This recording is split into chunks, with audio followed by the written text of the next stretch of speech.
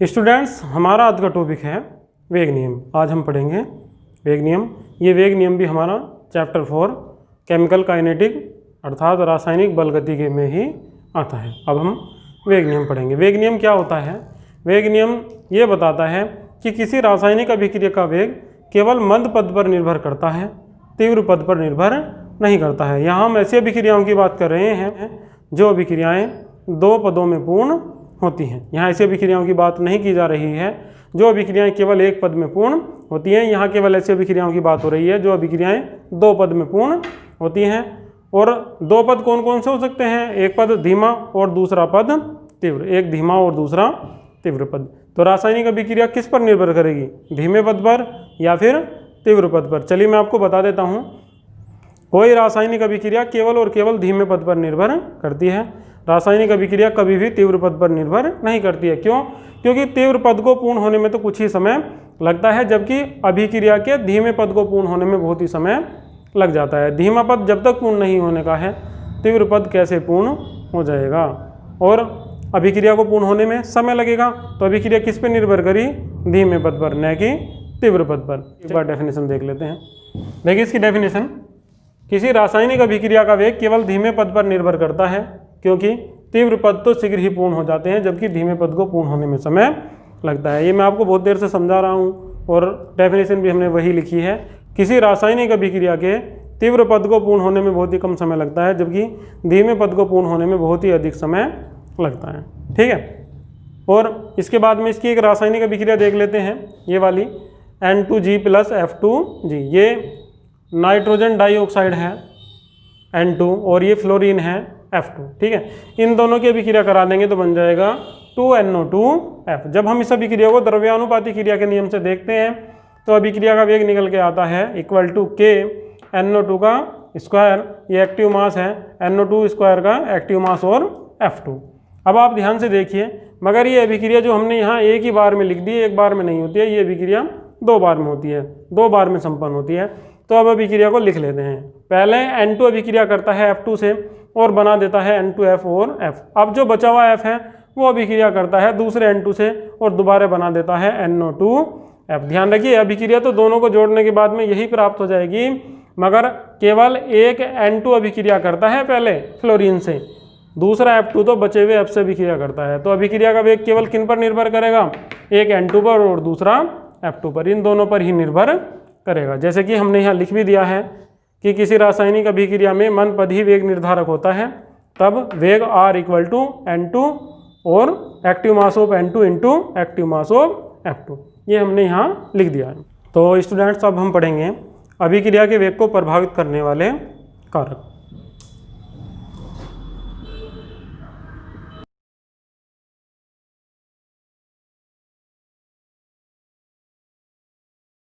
देखिए, अभिक्रिया के वेग को प्रभावित करने वाले कारक जो हमारे पास में हैं वे 4 हैं। इन 4 के बारे में हम पढ़ेंगे, जैसे कि ताप का प्रभाव, दाब का प्रभाव, सांद्रता का प्रभाव और उत्प्रेरक का प्रभाव। ये 4 प्रभाव हमें पढ़ने हैं जो मूलतः अभिक्रिया के वेग को प्रभावित करते हैं। ध्यान से देखिए, फर्स्ट नंबर पर है ताप का प्रभाव। जब हम किसी रासायनिक अभिक्रिया में ताप बढ़ा देते हैं तो ताप बढ़ा देने से अभिक्रिया में सक्रियण ऊर्जा का मान, जिस कारण अभिकारक अणुओं की परस्पर टक्करों की संख्या बढ़ जाती है। क्यों? क्योंकि अभिक्रिया की सक्रियण ऊर्जा का मान बढ़ जाता है। अब आप सोच रहे होंगे सक्रियण ऊर्जा से क्या तात्पर्य है?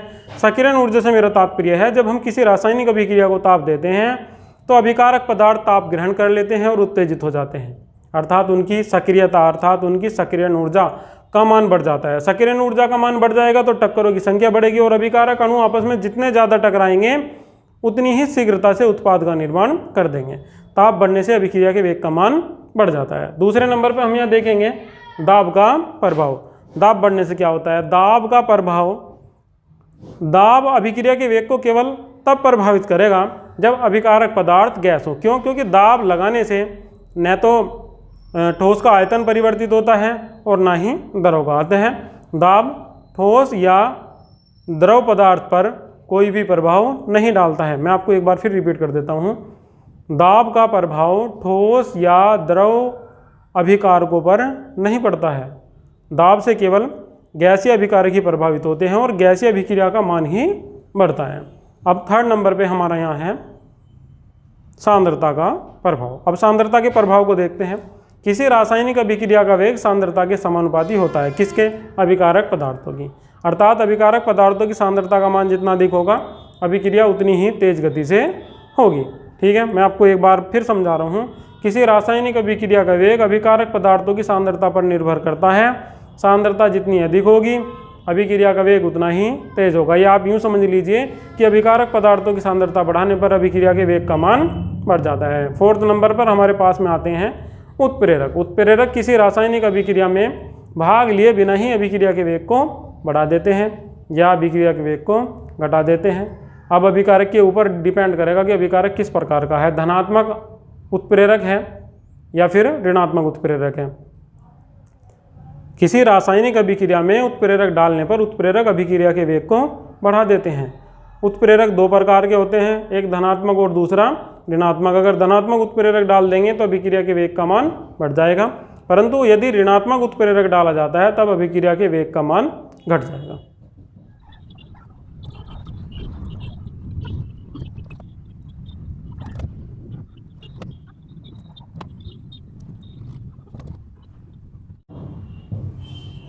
चलिए इस सवाल को देखते हैं।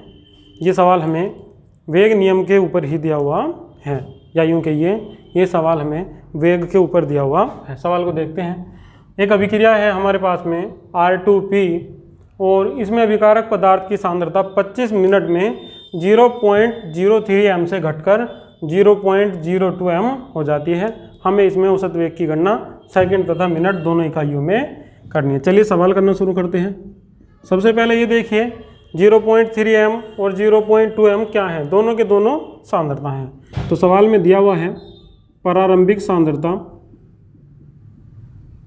कितनी है, प्रारंभिक सांद्रता 0.03 m और अंतिम सांद्रता कितनी है, अंतिम सांद्रता है 0.02 m। तब सांद्रता में कितना परिवर्तन हो जाएगा, तब सांद्रता में परिवर्तन कितना, सांद्रता में परिवर्तन हो जाएगा, सांद्रता में परिवर्तन हो जाएगा अंतिम सांद्रता माइनस प्रारंभिक सांद्रता अर्थात 0.02 माइनस 0.03 इक्वल टू माइनस 0.01। ये हमारे पास आ गया सांद्रता में परिवर्तन। अब हमें यहाँ समय भी दिया हुआ है और समय 25 मिनट जो है वो समय अंतराल है। हम मान लेंगे प्रारंभ में कितना था, समय 0 था और बाद में कितना हो गया 25 मिनट। तो कितना हो जाएगा 25 माइनस 0 इक्वल टू 25 मिनट।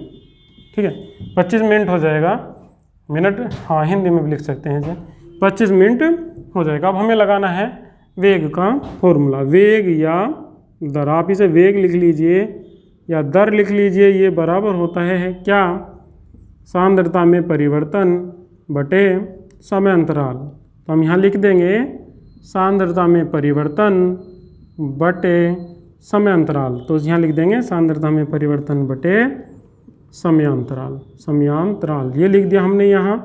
तो सांद्रता में परिवर्तन कितना है 0.01 और समय कितना है 25।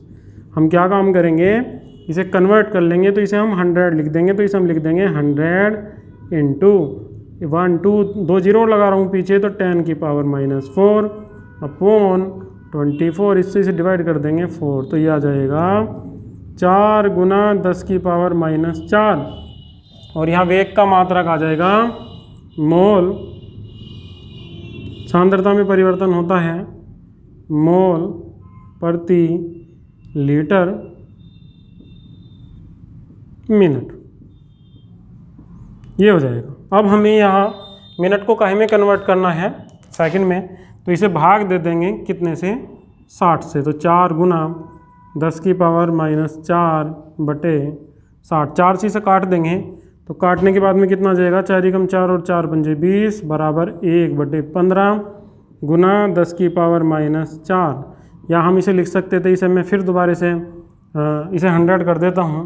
जब मैं 100 करूँगा तो यहाँ जाएगी 10 की पावर 6, तो 15 से कट जाएगा, 15 छिक्का 90, 15 छिक्का 90, तो 6.7 इंटू 10 की पावर -6 मोल प्रति लीटर सेकंड, ये आ जाएगा।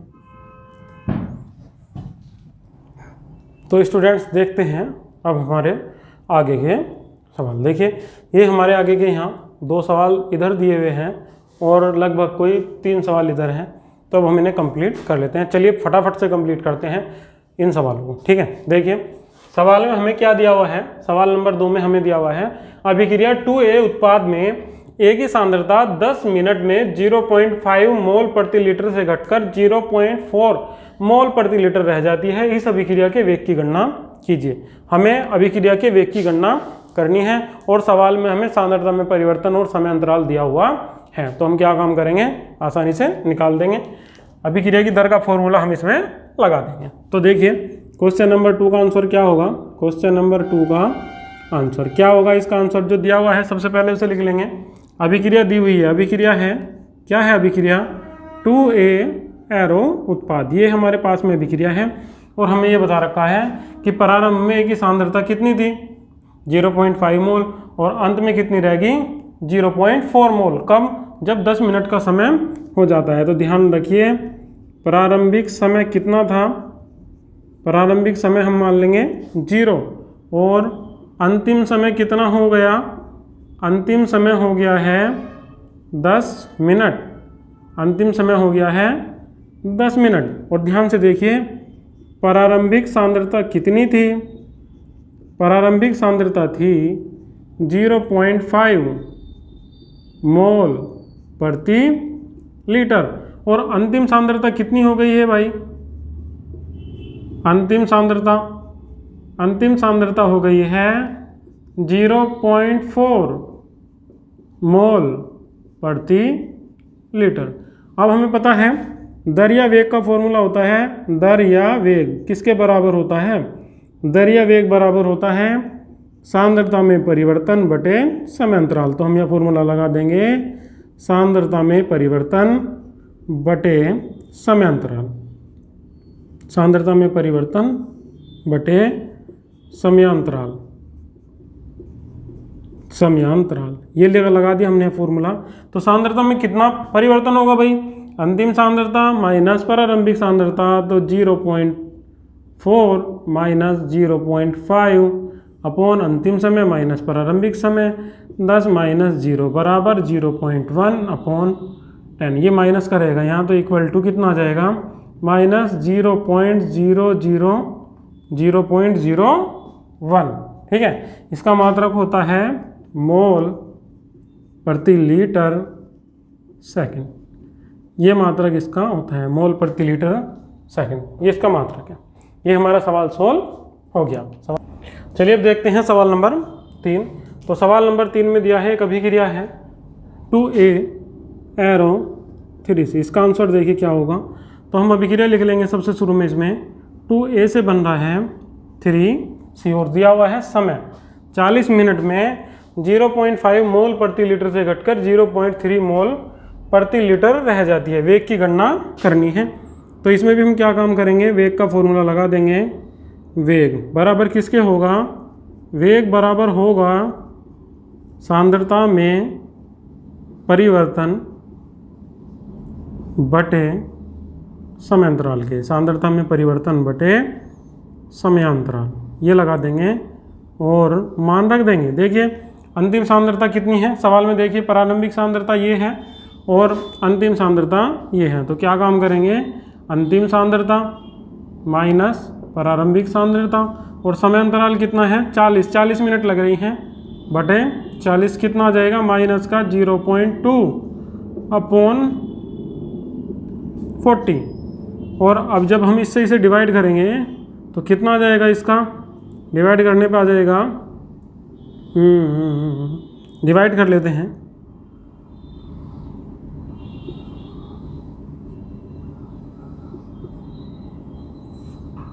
एक 2 3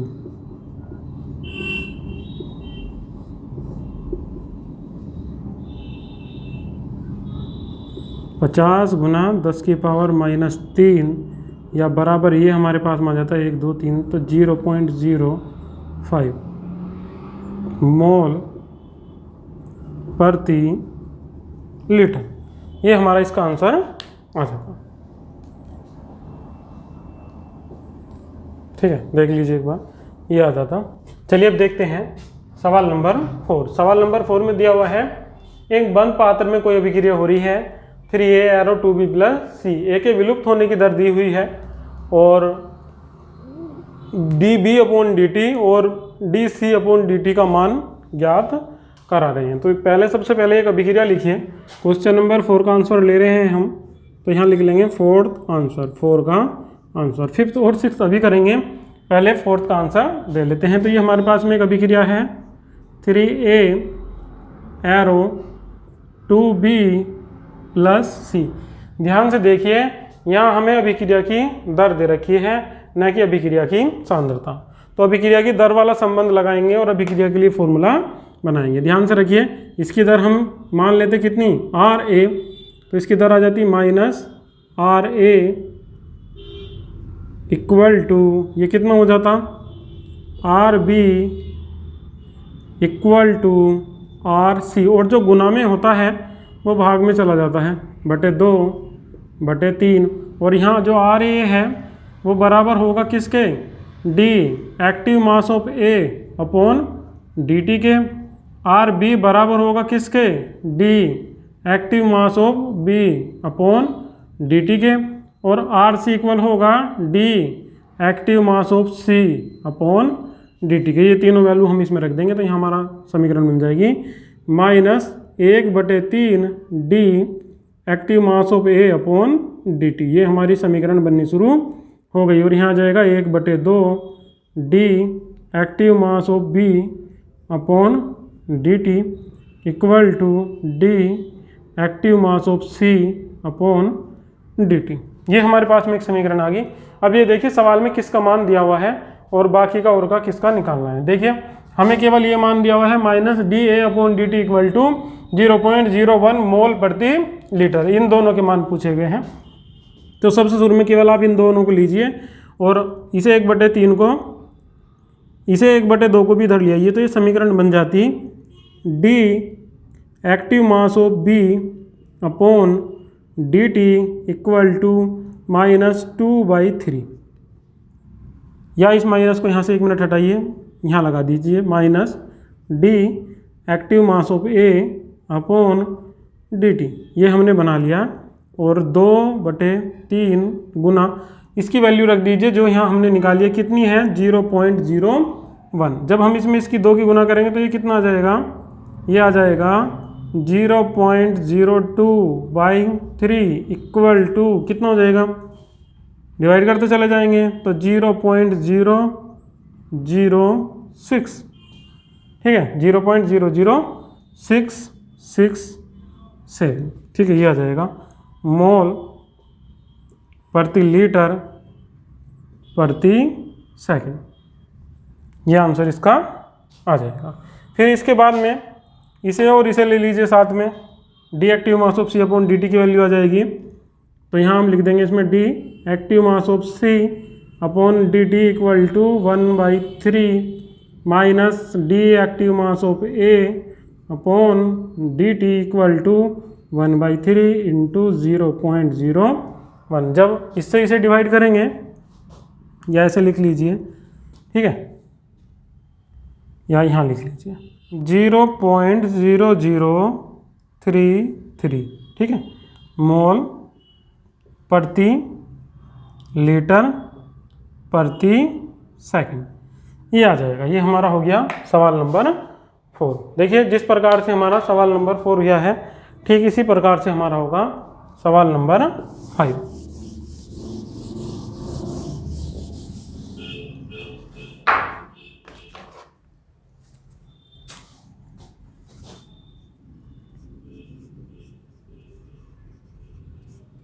सवाल नंबर 5 को देखिए। सवाल नंबर 5 में दिया हुआ है अभिक्रिया, एक अभिक्रिया दी हुई है 2A arrow 4B plus C एक बंद पात्र में होती है और 10 सेकंड में B की सांद्रता 5 × 10⁻³ मोल प्रति लीटर बढ़ जाती है। सबसे पहले B की दर निकाल लीजिए। B की दर बी की दर। कैसे निकाल देंगे? दर निकाल देंगे हम इसमें, दर यहाँ ले भी लेंगे आर बी, या इसे हम लिख सकते हैं ऐसे भी D active mass of B upon D T. कैसे निकल जाएगी ये हमारी?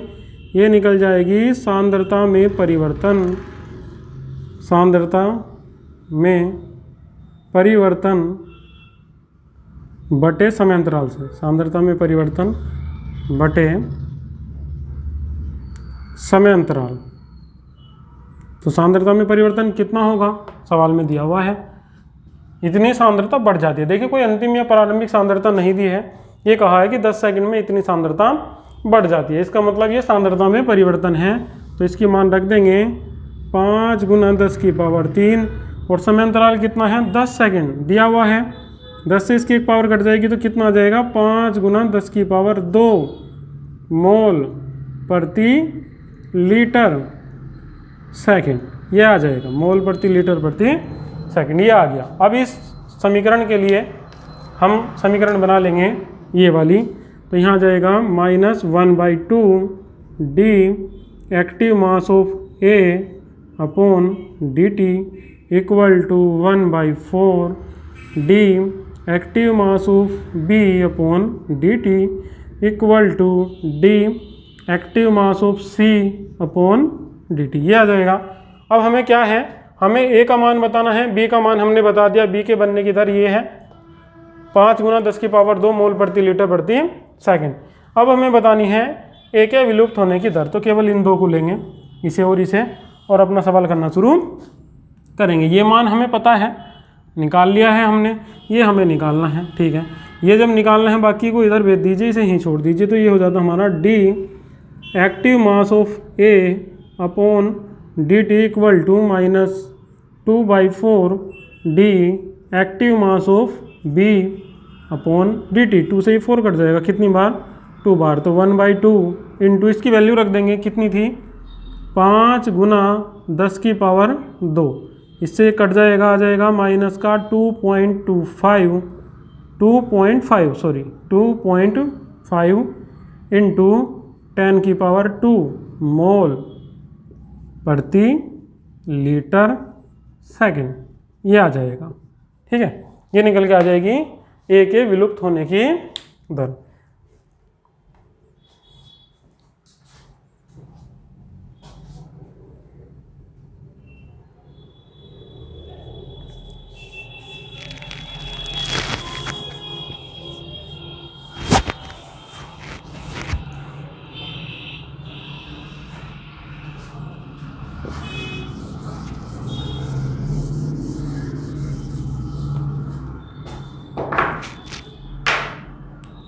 जिस प्रकार से हमने क्वेश्चन नंबर 5 करा है, ठीक उसी प्रकार से क्वेश्चन नंबर 6 भी कर लेते हैं। चलिए देखते हैं, सवाल में दिया हुआ है एक अभिक्रिया है 2NH3 एरो N2 + 3H2 और ये वैल्यू हमें यहाँ दी हुई है। इस अभिक्रिया के लिए बनाते हैं सबसे पहले समीकरण 1/2 D active mass of NH3 upon D T.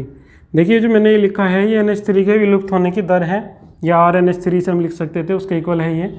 और ये मैं आपको पहले ही समझा चुका हूँ, अगर कोई गुना में होगा तो भाग में चला जाएगा, और ये अगर अभिक्रिया में अभिकारक है तो दर माइनस में, और उत्पाद है तो दर प्लस में। मैं आपको लास्ट वाली वीडियो में ही समझा चुका हूँ। यहाँ आ जाएगा हमारा D active mass of N2 upon D T equal to 1/3 और D active mass of H2 upon D T, ये हो जाएगा। चलिए इसकी वैल्यू हमें उन्होंने दी हुई है, कन्वर्ट कर लेते हैं एक बार फिक्स इस मान में। तो ये हमें इन्होंने सवाल में दिया हुआ था, यहाँ लेंगे, क्या है दिया है -1/3 D active mass of NH3 upon D T equal to 0.05। इसे इधर ले जाइए तो ये हो जाता हमारे पास में minus D active mass of NH3 upon D T equal to 0.05 into 3। इससे इसमें गुना कर देंगे तो 0.15 आ जाएगा। ठीक है, अब इस वैल्यू को यहाँ रख देंगे इसकी वैल्यू तो जब ही निकल जाएगी। तो पहले इन दो को लेते हैं और इसकी वैल्यू निकाल देते हैं। तो ये हो जाता है हमारे पास में D active mass of N2 upon dt equal to -1/2। अरे इसकी वैल्यू तो निकालनी है भाई, तो इसके लिए इसका ही तो प्रयोग करेंगे। 1/2 डी NH3 अपॉन dt। देखिए इसकी ऋणात्मक चिन्ह के साथ में इसकी वैल्यू ये है और बटे में 2, तो 0.15/2 इक्वल टू 0.075। ठीक है, ये आ जाएगी 75 मोल प्रति लीटर प्रति सेकंड, ये आ जाएगी। फिर जिस प्रकार से हमने N2 की निकाली है ठीक उसी प्रकार से H2 की भी निकाल लेंगे। अब इसे और इसे लेंगे एक साथ में, इन दोनों को, ये वाला और ये वाला। तो इसके लिए आ जाता हमारे पास में D active mass of H2 upon dt equal to 3/2 minus D active mass of NH3 upon dt। ये हो जाता, तो 3/2 इसकी इसमें गुना कर देंगे तो कितना आ जाएगा 3/2 गुना, इसका वैल्यू हमने ये निकाल रखी है, गुना 0.15 और इससे इसे गुना कर देंगे तो कितना आ जाएगा 0.45/2 इक्वल टू 225, कितना 0.225 मोल प्रति लीटर प्रति सेकंड। ये आ जाएगी इसकी वैल्यू। ये भी हमारा सवाल हो गया। देखिए एक बार मैं आपको फिर समझा देता हूँ। अभिक्रिया लेंगे, अभिक्रिया को जो हमने दर वाला फॉर्मूला बनाया था उसमें परिवर्तित कर लेंगे। जो मान हमें सवाल में दिया हुआ है उसे किसी एक का मान निकाल लेंगे, किसी एक अभिकारक या उत्पाद की दर निकाल लेंगे, फिर उसकी निकाल के अभिक्रिया में रख देंगे और अन्य की भी निकाल देंगे। इसी प्रकार से अगर आपको बोर्ड में कोई सवाल मिलता है तो ठीक इसी प्रकार से वह भी आपको करना है। इस प्रकार के सवाल बोर्ड में भी आते हैं और नीट और JRF आदि में भी आते हैं। डियर स्टूडेंट्स, अब पढ़ते हैं अभिक्रिया की आणविकता। हम जो अभी केमिस्ट्री पढ़ रहे हैं इसमें ये सबसे आसान टॉपिक है। देखिए किस प्रकार आसान है, मैं आपको समझा देता हूँ पहले ही। आणविकता क्या होती है? किसी भी रासायनिक अभिक्रिया में भाग लेने वाले कुल अभिकारक अणुओं की संख्या होती है। किसी रासायनिक अभिक्रिया में जितने अभिकारक अणु भाग लेते हैं उनकी संख्याओं को ही हम बोल देते हैं अभिक्रिया की आणविकता। चलिए एक एग्जाम्पल लेकर समझते हैं, आपको समझ में आ जाएगा। इसकी डेफिनेशन भी उसी प्रकार से देंगे। ये हमारे पास में एक रिएक्शन थी H2 plus I2 arrow 2HI। तो ध्यान से देखिए, H2 के सामने भी एक है और I2 के सामने भी एक है, तब इसकी आणविकता कितनी हो जाएगी? इसकी आणविकता का मान हो जाएगा 2, आणविकता बराबर हो जाएगी 2। अगली रिएक्शन देखिए, N2 plus 3H2, N2 plus 3H2 arrow 2NH3। यह है रिएक्शन हमारे पास में। इसमें अभिकारक ये हैं, अभिकारकों के अणुओं की संख्या देखिए 1 और 3, कितनी हो गई 4। तो इसकी आणविकता का मान कितना हो जाएगा? इसकी आणविकता का मान हो जाएगा 4, आणविकता बराबर 4 हो जाएगी, 4 हो जाएगी। एक और रिएक्शन देखिए इसके एग्जाम्पल में, CH3COOH प्लस C2H5OH। ये रिएक्शन है हमारे पास में और ये बन गया CH3COOC2H5 प्लस H2O। ध्यान से देखिए, इसका भी एक है और इसका भी एक, तो आणविकता कितनी हो गई है? आणविकता हो गई है 2, आणविकता बराबर 2। केवल अभिकारक अणुओं की संख्या गिननी होती है और इसकी डेफिनेशन भी ऐसी है कि किसी रासायनिक अभिक्रिया में भाग लेने वाले अभिकारक अणुओं की कुल संख्या को अभिक्रिया की आणविकता कहते हैं। अभिकारक अणुओं की संख्या 1 है तब उसे एकाणुक अभिक्रिया कहेंगे। यदि अभिकारक अणुओं की संख्या 2 है तब उसे द्विकाणुक अभिक्रिया कहेंगे और यदि 3 है तो त्रिकाणुक अभिक्रिया कहेंगे। ठीक है, इसी प्रकार से इनका नामकरण भी कर देते हैं। ये इसके एग्जाम्पल हैं 1, 2, 3। तो मेरे विचार से आपको अभिक्रिया की आणविकता समझ में आ गई होगी। डियर स्टूडेंट्स, अगर मेरी वीडियो आपको अच्छी लगी तो एक लाइक कीजिए और चैनल को सब्सक्राइब कीजिए। अगर आपको मेरे चैनल पर पढ़ाई संबंधित कोई समस्या आ रही है तो वीडियो के नीचे कमेंट कीजिए और वीडियो के शुरू में आपको मेरा नंबर दिखाई देता रहता है। उस पर आप मुझे व्हाट्सअप मैसेज कर सकते हैं, कोई भी पढ़ाई संबंधित जो आपको पढ़ाई में प्रॉब्लम आ रही है। मैं आपकी हर संभव हेल्प करूँगा जो भी कर सकता हूँ। Thank you.